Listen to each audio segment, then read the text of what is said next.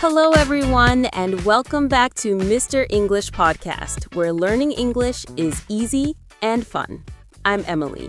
And I'm David. Hello, Emily, and hello to all of our wonderful listeners tuning in from around the world. It's so good to be here again. It really is. How are you doing today, David? I'm feeling great, thank you.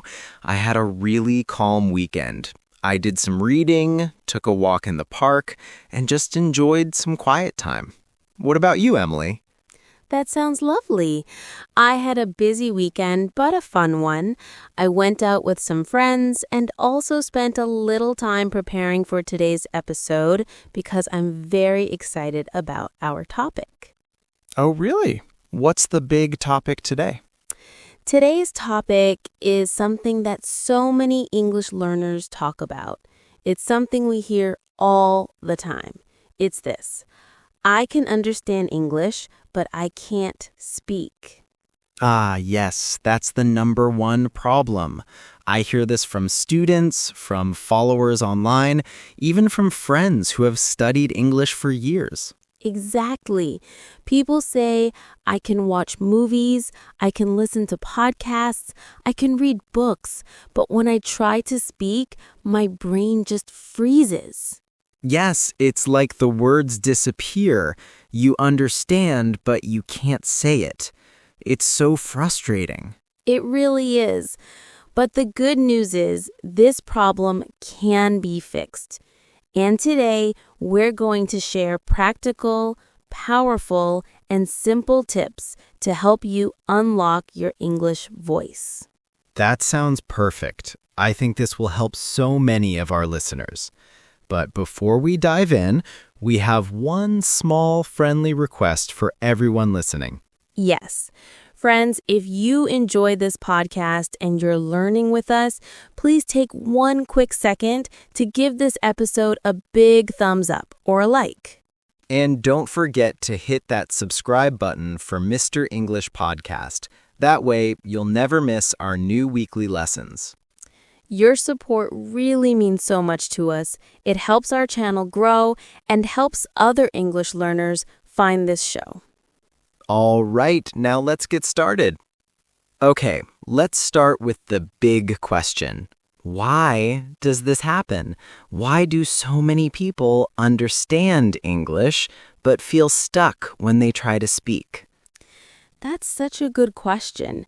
The main reason is that listening and speaking are two different skills. Understanding is passive. Speaking is active. Right. When you listen, your brain is receiving information. But when you speak, your brain has to create information. It's producing the language. Exactly. It's like watching someone drive a car versus actually driving the car yourself. Yes, you can watch driving videos all day, but when you sit behind the wheel, it's a completely different story. So the solution is to move from being a passive learner to an active speaker. The first key to unlocking your English voice is this: change how you listen. Change how I listen? But if I already understand English, isn't that enough? It's great that you understand. That's the first step. But now we need to move from passive listening to active listening. What's the difference? Passive listening is when you play English in the background, maybe while cooking, driving, or cleaning. You understand, but you're not fully focused. Oh, I definitely do that. I often play podcasts while doing other things. That's okay. But for speaking, you need active listening. That means focusing, repeating, copying pronunciation and rhythm, what we call the shadowing technique. Ah, shadowing. Like following someone's shadow? Exactly. You become the speaker's shadow. You listen and try to repeat at the same time, copying the sound, the tone, the emotion. Wow, That sounds challenging. It can be, but you can start small. Listen to one sentence. Pause. Repeat it. Then move to longer parts. The goal is to train your mouth and ears together. So I'm not just hearing English, I'm making English. Exactly. That's how your brain starts building real speaking fluency. I love that. Active listening.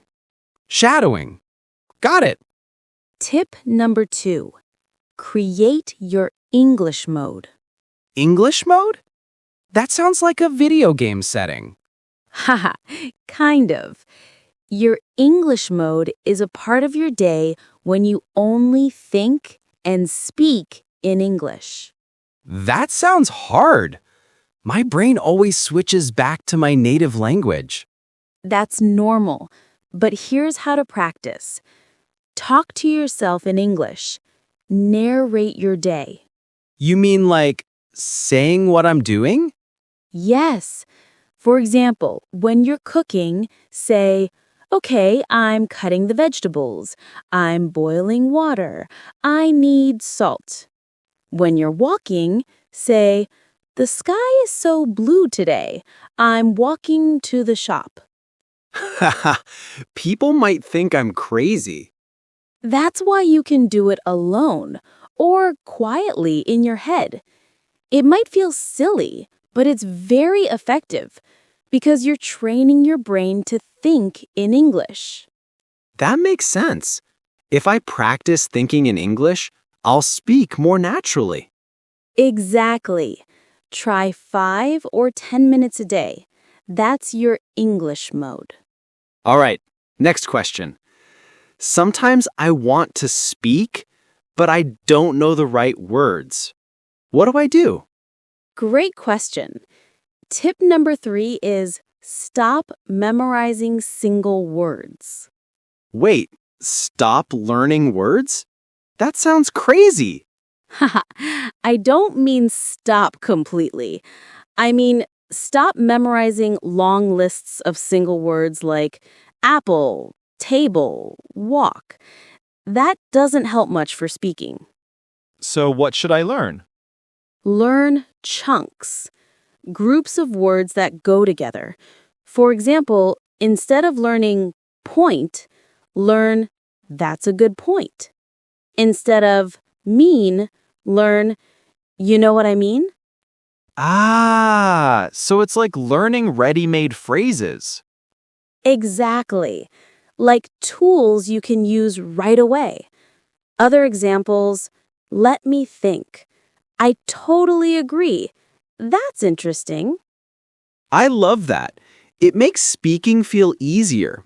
No need to build sentences from zero. Yes, chunks are fluency shortcuts. They make you sound natural and confident. Okay, Emily, what's next? Tip number 4, speak every single day. Every day? Even when I'm busy? Yes, even just 5 minutes. 5 minutes daily is better than 2 hours once a week. Why? Because your brain needs consistency. Speaking English is like going to the gym. A little every day builds stronger language muscles. So, 5 minutes is enough.